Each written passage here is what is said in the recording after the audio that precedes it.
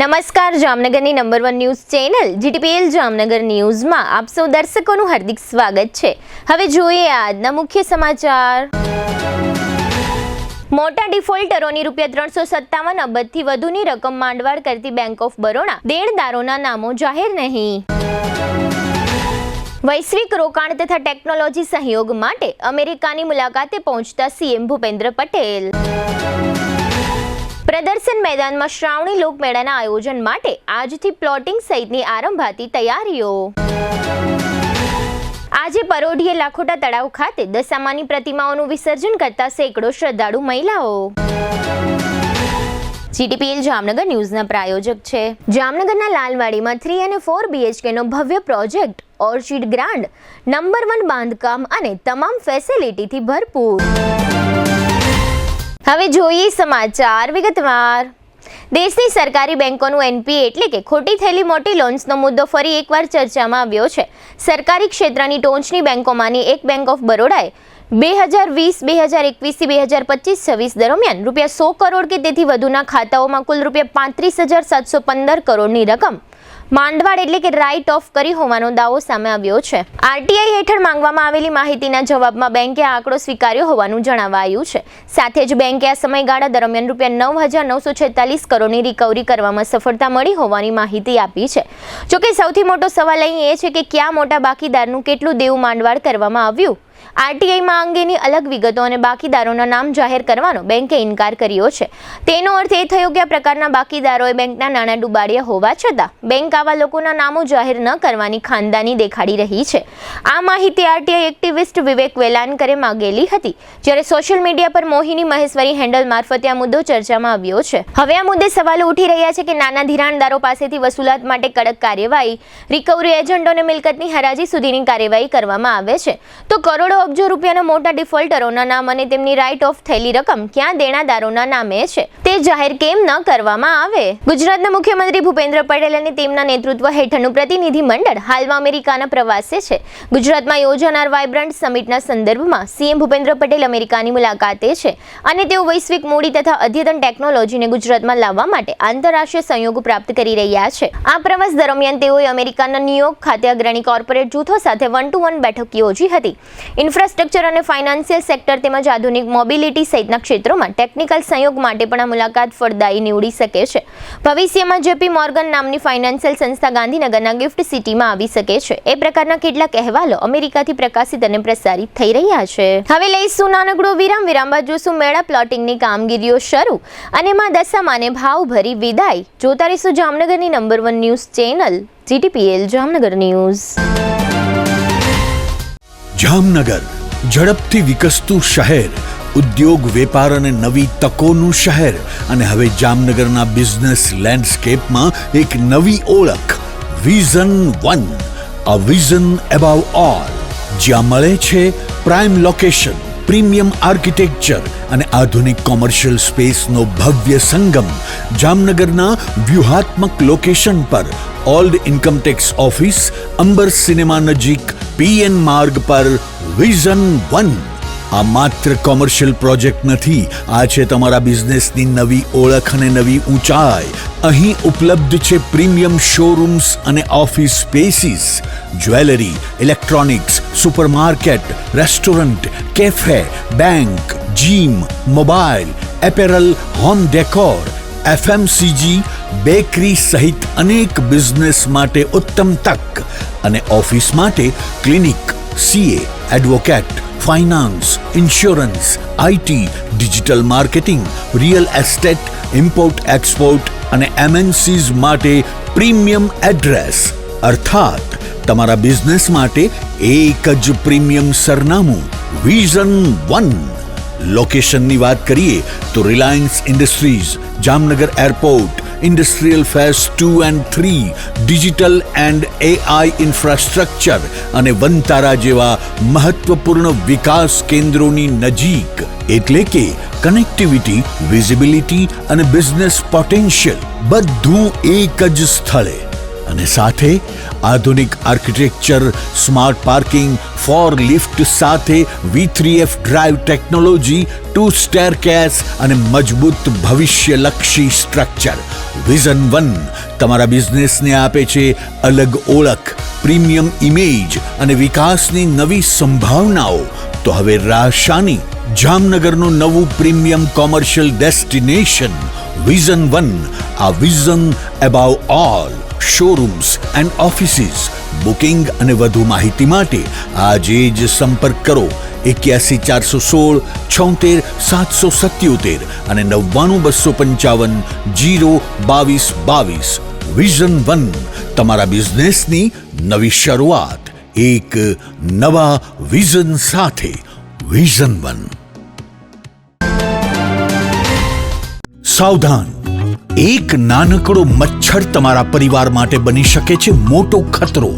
Dengue, malaria, chikungunya, મચ્છરજન્ય રોગોથી બચવું હોય તો આજે જ સાવધાન બનો. તમારા ઘરની આસપાસ એક ટીપું પણ પાણી ભરાયેલું ન રહેવા દો. પાણીની ટાંકી અને તમામ પાણીના વાસણોને હવાચુસ્ત ઢાંકણથી ઢાંકી રાખો. કુલર, ફ્રીજની ટ્રે, ફૂલદાની, પક્ષીકુંજ અને પાણી ભરાઈ શકે તેવી તમામ વસ્તુઓ અઠવાડિયામાં એક વખત અવશ્ય સાફ કરો. અગાસી, છજ્જા, પાર્કિંગ કે સેલરમાં ભરાયેલું પાણી તરત જ દૂર કરો. નાના ખાડા, ખાબોચિયા પૂરી દો અને નક્કામાં ટાયર, ડબ્બા કે ભંગારમાં વરસાદી પાણી ભરાવા ન દો. યાદ રાખો, મેલેરિયાના મચ્છર રાત્રે જ્યારે ડેન્ગ્યુ અને ચિકનગુનિયાના મચ્છર દિવસે પણ કરડે છે. તેથી જ મચ્છરદાનીનો ઉપયોગ કરો, આખી બાઈના કપડાં પહેરો અને મચ્છર ભગાડનારા રિપેલેન્ટનો ઉપયોગ કરો. તાવ આવે તો રાહ ન જુઓ, તરત જ ડોક્ટર અથવા નજીકના આરોગ્ય કેન્દ્રનો સંપર્ક કરો. આજે એક નાનો પ્રયાસ, કાલે એક મોટો બચાવ.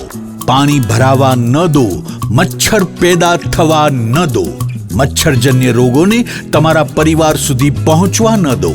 આપના ઘરે આવતા જામનગર મહાનગરપાલિકાના આરોગ્ય શાખાના કર્મચારીઓને સહકાર આપો. જામનગર મહાનગરપાલિકા આરોગ્ય શાખા દ્વારા જનહિતમાં જારી. વિરામ બાદ આપ સર્વે દર્શકોનું ફરી સ્વાગત છે. હવે જોઈએ સમાચાર વિગતવાર. જામનગર મહાનગરપાલિકા દ્વારા આગામી 1 થી 11 સપ્ટેમ્બર દરમિયાન પ્રદર્શન મેદાન ખાતે યોજવામાં આવનારા પરંપરાગત શ્રાવણી મેળાની તૈયારીઓનો આજે શનિવારથી પ્રારંભ કરવામાં આવ્યો છે. જામનગર મહાનગરપાલિકાની એસ્ટેટ શાખા તથા TPDP શાખા દ્વારા મેળાના સ્થળે પ્લોટોની માપણીની કામગીરી શરૂ કરવામાં આવી છે. મેળામાં ફાળવવાના વિવિધ પ્લોટોની માપણી અને સ્થળ વ્યવસ્થાનું કામ તંત્ર દ્વારા હાથ ધરવામાં આવ્યું છે. શ્રાવણ માસને લઈને જામનગરમાં દર વર્ષે યોજાતા મેળાને લઈ નગરજનોમાં પણ ઉત્સાહ જોવા મળી રહ્યો છે. હવે પ્લોટોની માપણી બાદ મેળાની અન્ય તૈયારીઓને પણ તંત્ર દ્વારા ઝડપ આપવામાં આવશે. અત્રે ઉલ્લેખનીય છે કે મહાનગરપાલિકા દ્વારા આયોજિત શ્રાવણી મેળામાં ધંધાર્થીઓ માટે કુલ 43 પ્લોટ પાડવામાં આવ્યા છે. જે પૈકીના 39 પ્લોટની લગત પાર્ટીઓને સોંપણી કરવા માટે હાલમાં પ્લોટિંગની પ્રક્રિયા હાથ ધરવામાં આવી છે અને 43 પૈકી 4 પ્લોટનું કોઈ લેવાલ ન હોવાની વિગતો તાજેતરમાં જ બહાર આવી હતી, જે અંગે આગામી સપ્તાહમાં નિર્ણય લેવામાં આવશે એમ મહાનગરપાલિકાના સૂત્રો જણાવે છે. જામનગર શહેરમાં આજે શનિવારે વહેલી સવારે દશામાની મૂર્તિઓના વિસર્જન માટે ભક્તિ અને ઉત્સાહનો માહોલ જોવા મળ્યો હતો. 10 દિવસના સ્થાપન અને વ્રત બાદ શહેરના વિવિધ વિસ્તારોમાંથી દશામાના ભક્તો, ખાસ કરીને મહિલા શ્રદ્ધાળુઓ લાખોટા તળાવની પાળે મોટી સંખ્યામાં ઉમટી પડ્યા હતા. આખી રાતના જાગરણ બાદ શ્રદ્ધાળુઓએ ઢોલ, નગારા અને ડીજેના તાલ સાથે વાજતે ગાજતે દશામાની મૂર્તિઓ સાથે વિસર્જન યાત્રાઓ યોજી હતી. વહેલી સવારથી જ લાખોટા તળાવની પાળે ભક્તોની ભારે ભીડ જોવા મળી હતી. તળાવનું પાણી દૂષિત ન થાય અને પાણીમાં રહેલા જીવજંતુઓને નુકસાન ન પહોંચે તે માટે જામનગર મહાનગરપાલિકાની સોલિડ વેસ્ટ શાખા દ્વારા 6 ટ્રેક્ટર અને 15 જેટલા શ્રમિકોની વ્યવસ્થા કરવામાં આવી હતી. આ શ્રમિકોએ માતાજીની તમામ મૂર્તિઓ કાળજીપૂર્વક એકત્ર કરીને ટ્રેક્ટરોમાં ગોઠવી હતી. ત્યારબાદ મહાનગરપાલિકા દ્વારા તમામ પ્રતિમાઓનું સામૂહિક વિસર્જન કરવામાં આવ્યું છે. કોર્પોરેશનના અધિકારી રાજભા જાડેજા સહિતનો સ્ટાફ સ્થળ પર તૈનાત રહ્યો હતો. ભક્તો પાસેથી દશામાની મૂર્તિઓ તેમજ પૂજાની સામગ્રી સ્વીકારી તળાવમાં સીધું વિસર્જન અટકાવવામાં આવ્યું હતું.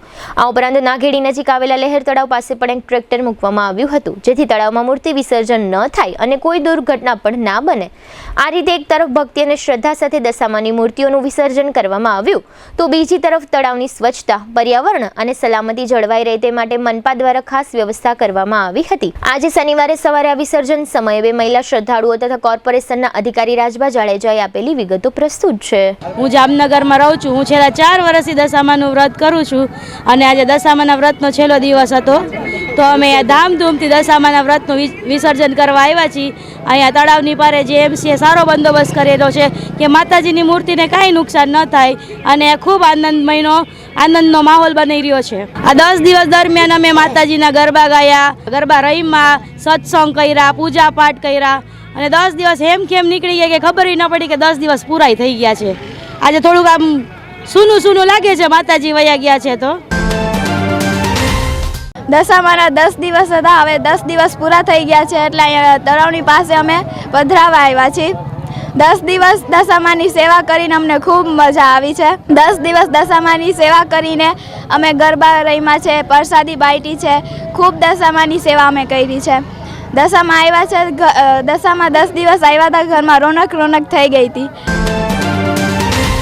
જામનગર મહાપાલિકા તે માનનીય કમિશનર સાહેબની સૂચના મુજબ જામનગર શહેરની અંદર મધ્યમમાં તળાવ આવેલું છે તે પાણી પ્રદૂષિત ન થાય એના માટે જામનગરના તળાવ ભાગ સીમાં 6 ટ્રેક્ટર અને 15થી 20 લેબર રાખવામાં આવેલા છે.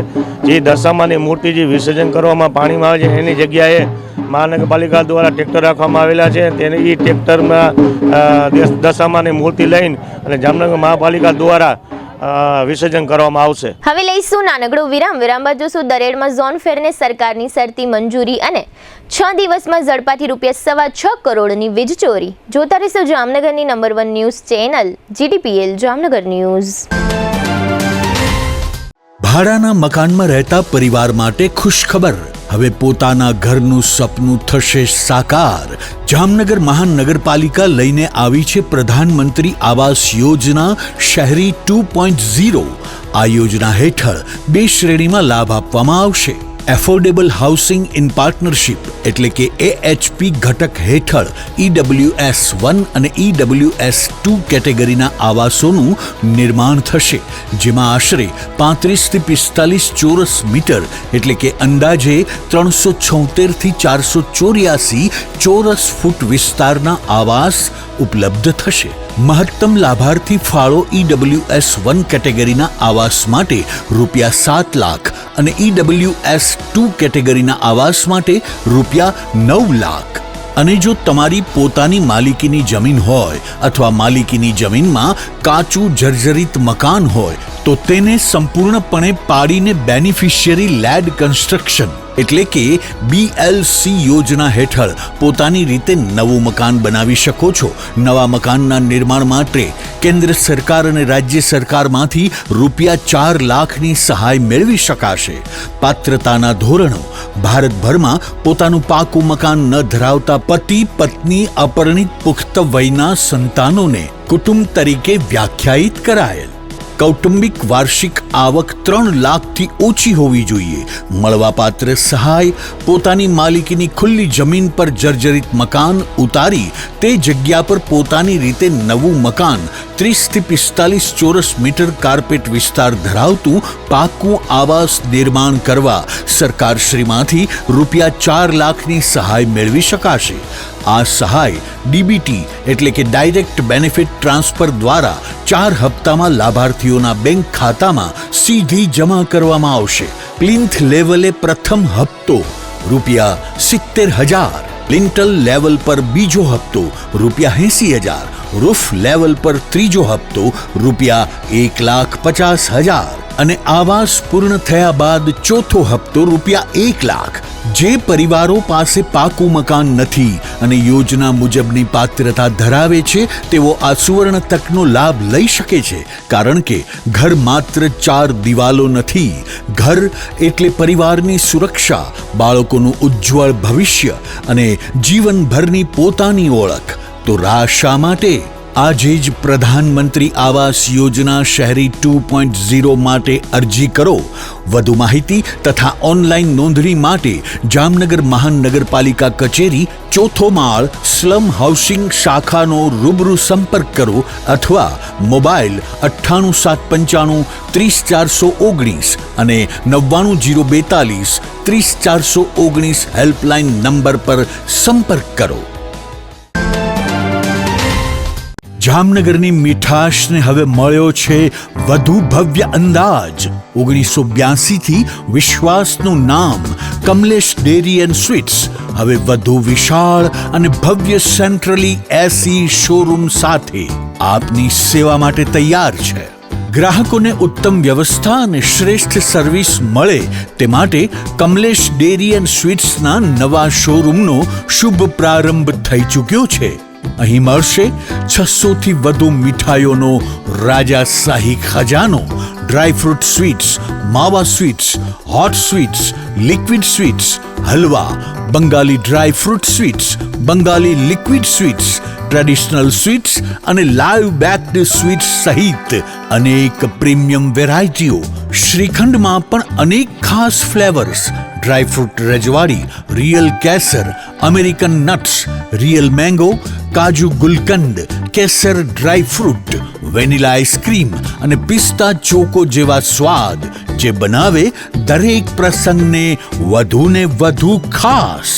માત્ર મીઠાઈ જ નહીં, સ્પેશિયલ ડ્રાયફ્રૂટ કચોરી, નાયલોન પૌવા ચેવડો, ડ્રાયફ્રૂટ ચવાણું, મસાલા પાપડી, રોસ્ટેડ ડ્રાયફ્રૂટ સહિત 100 થી વધુ નમકીનની ખાસ વેરાયટીઓ પણ ઉપલબ્ધ. અને હવે હેલ્થને ધ્યાનમાં રાખી સુગરલેસ અને સુગર ફ્રી સ્વીટ્સની વિશેષ રેન્જ. ડ્રાયફ્રૂટ ન્યુટ્રિશન પંચ, ડ્રાયફ્રૂટ કેનબેરી પંચ, ડ્રાયફ્રૂટ ખજૂર પંચ, કેસર ડ્રાયફ્રૂટ કેક, કાજુ ડાયમંડ પીઝા, મલાઈકોન, કાલા જામ, રિયલ કેસર શ્રીખંડ અને રજવાડી શ્રીખંડ જેવી અનેક વિશેષ વેરાયટીઓ.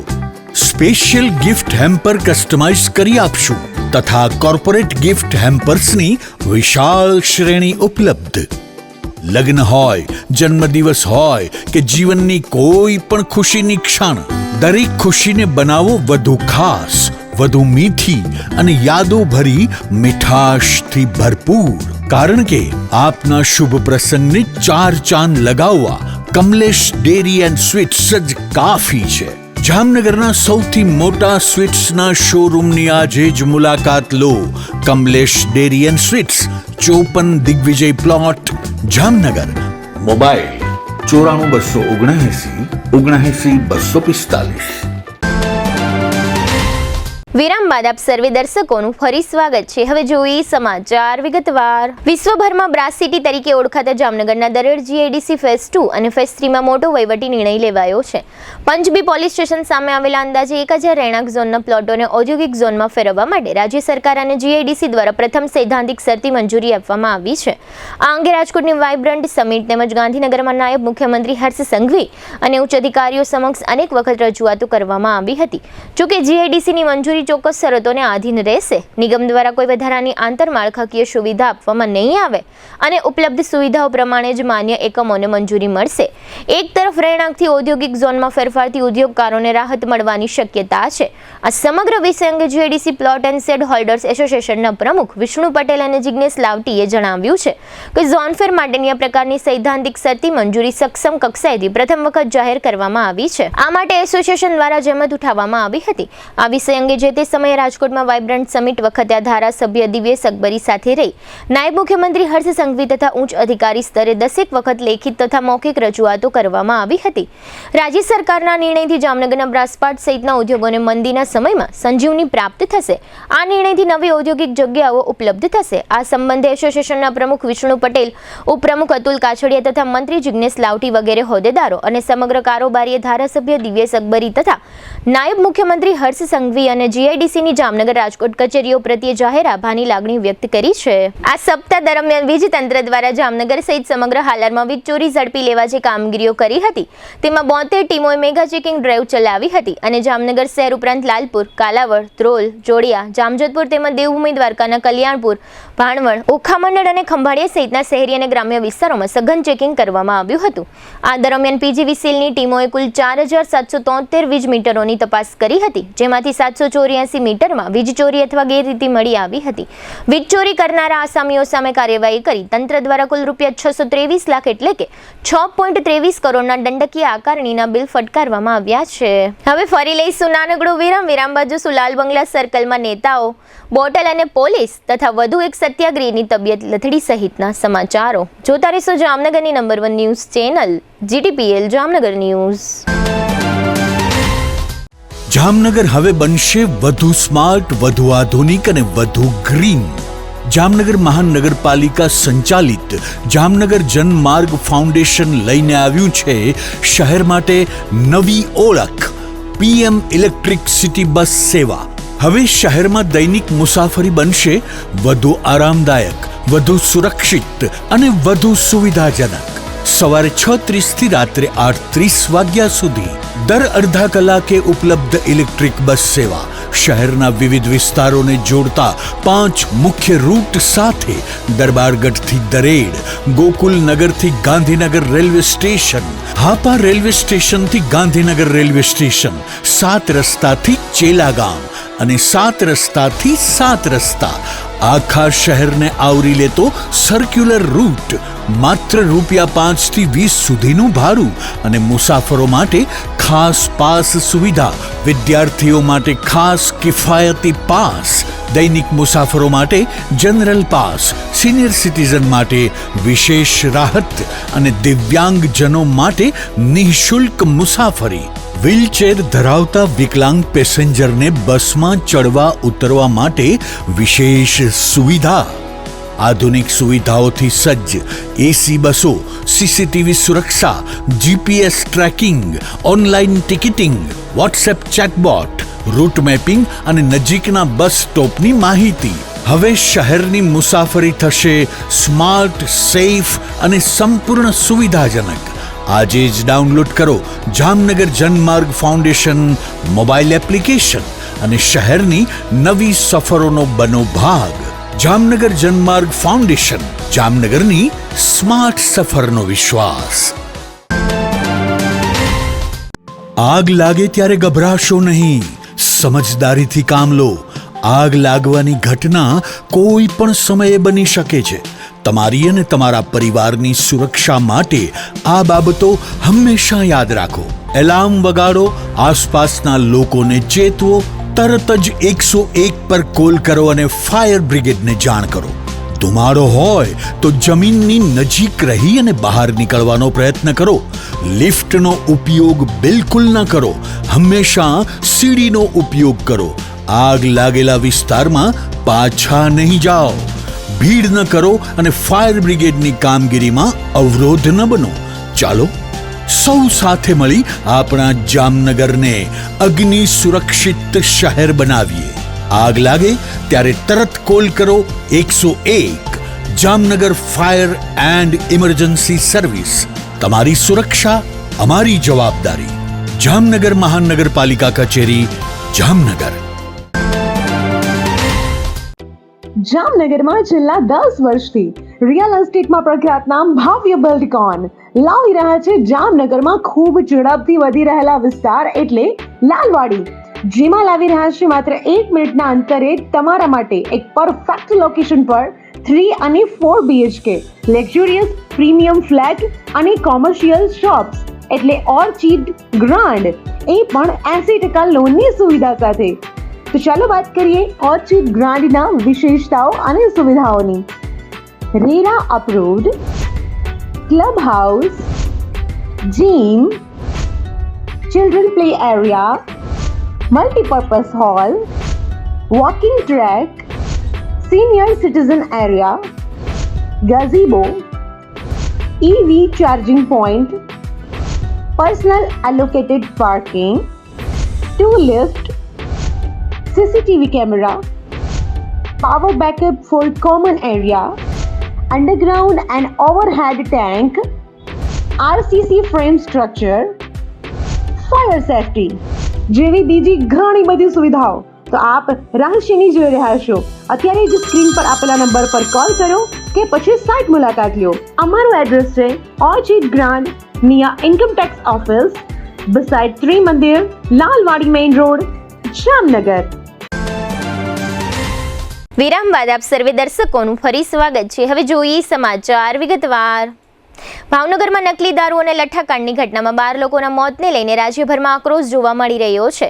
વારંવાર બનતી આવી ઘટનાઓ કથળતી કાયદો વ્યવસ્થા અને સરકારની નિષ્ફળતાના આક્ષેપ સાથે આમ આદમી પાર્ટી જામનગર દ્વારા આજે શનિવારે બપોરે વિરોધ પ્રદર્શન કરવામાં આવ્યું હતું. વિરોધ પ્રદર્શનમાં આપના ધારાસભ્ય હેમત ખવા, જિલ્લા પ્રમુખ વસરામભાઈ રાઠોડ, પ્રદેશ અગ્રણી પ્રકાશભાઈ ડોંગા અને કોર્પોરેટર જનકબેન ખફી સહિત સંખ્યામાં આપના કાર્યકરો જોડાયા હતા.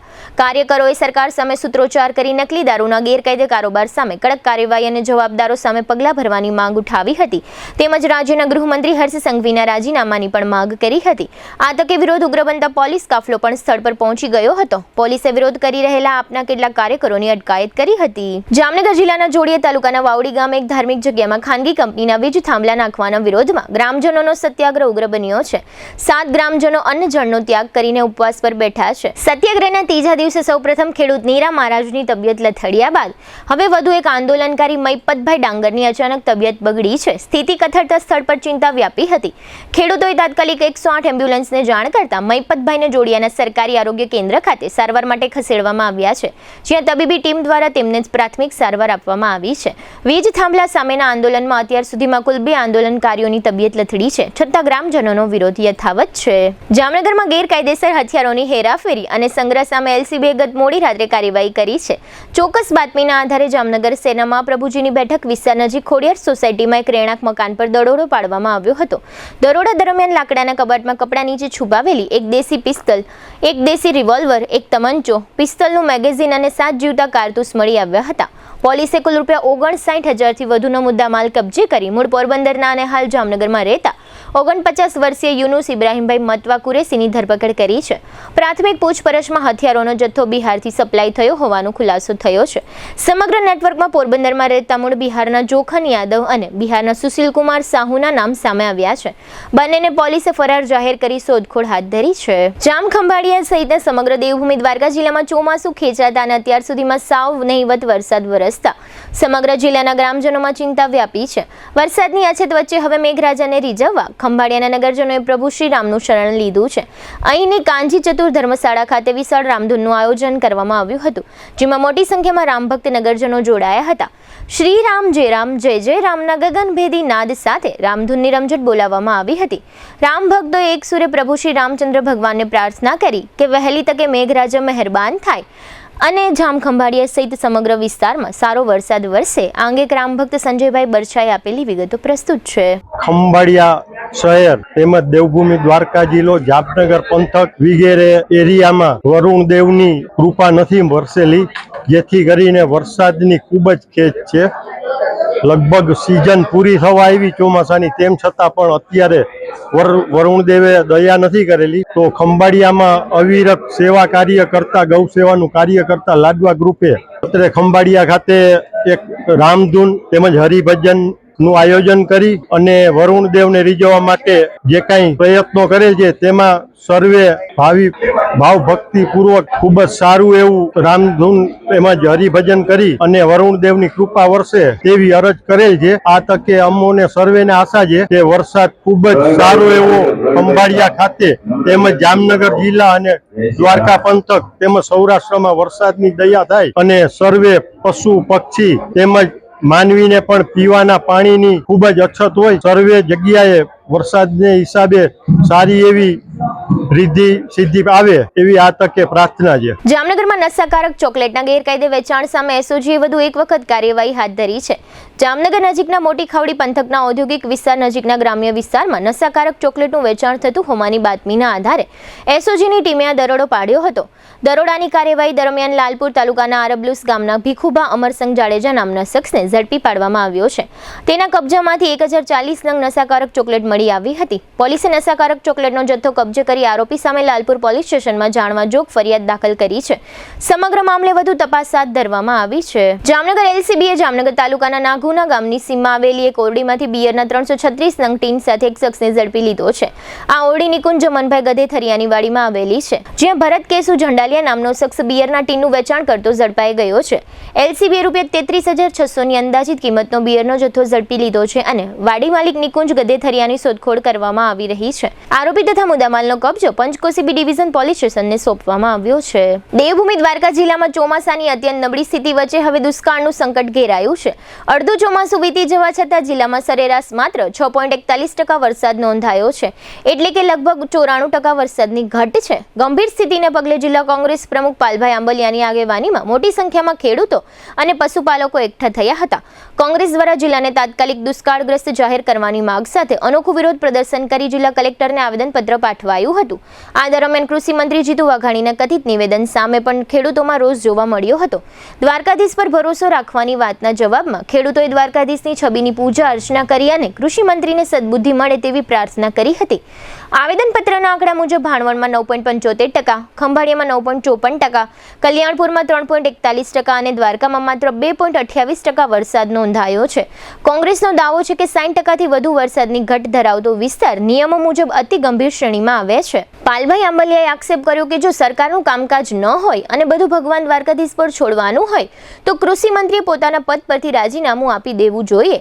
ખેડૂત આગેવાનોએ સરકારને ચીમકી આપી છે કે આગામી 8 દિવસમાં અથવા રક્ષાબંધન સુધીમાં નક્કર નિર્ણય નહીં લેવાય અને જિલ્લાને દુષ્કાળગ્રસ્ત જાહેર નહીં કરાય તો ગાંધી ચિંધ્યા માર્ગે ઉગ્ર જન આંદોલન કરવામાં આવશે.